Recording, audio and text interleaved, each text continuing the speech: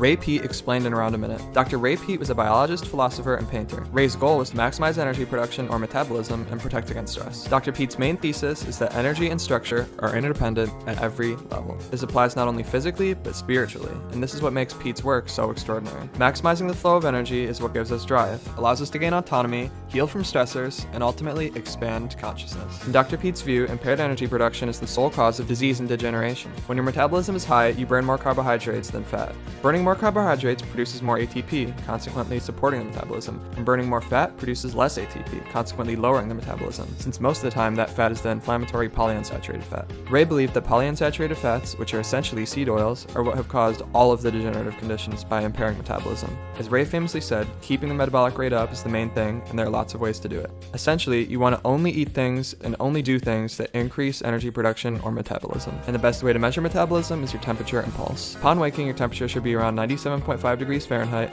and rise to around 98.6 in the middle of the day. The pulse of healthy populations should be anywhere from 60 to 100 beats per minute. If your temperature and pulse are consistently low, this is a sign that your metabolism is low. And if temperature and pulse fall after eating breakfast, this is a sign you're running off of the stress hormones, which we want to avoid. Energy production requires resources, and for most people, this means a gram of protein per pound of body weight from high-quality whole food sources such as grass-fed red meat, shellfish, eggs, and dairy. Pure muscle meat is rich in the inflammatory amino acids tryptophan, methionine, and cysteine, so balancing muscle meat with gelatinous cuts of meat or gelatin powder can comprise about 30% of protein intake. Anywhere from 250 to 500 grams of carbohydrates is good, preferring simple sugars rather than starches, since starches can impair digestion and energy flow. Ripe fruits, fruit juices, raw honey, cane sugar, or table sugar should be consumed. Since sugar is not actually the enemy, the things that impair metabolism are the enemy. Well-cooked potatoes and white rice, both eaten with saturated fat, can also be tolerable, but listening to how you feel is the most important thing. This is the whole idea of peating, to perceive, think, and act. Balancing all meals with the protein to carbohydrate ratio of around 1 to 2 is a good measure to keep in mind. This allows blood sugar to stay relatively stable and helps nutrients to be digested and assimilated. Saturated fat should be the preferred fat, since it's anti-stress, structures cells, and offsets PUFA. 60 to 120 grams is a good range. Butter, coconut oil, which also further increases the metabolism, authentic extra virgin olive oil, and ghee are good sources. Grains, beans, nuts, and seeds should be highly avoided as they're not easily digestible and impair energy production. Chicken, pork, salmon, tuna, and other high PUFA foods should also be avoided since they impair energy production as well. Modern diets are high in phosphate, which is inflammatory, and should be balanced with calcium, which calms the cells and is overall anti-stress. A ratio of calcium to phosphate of around 2 to 1 is good. Calcium is also good for inhibiting excess iron absorption, which is also another issue of modern diets. Milk,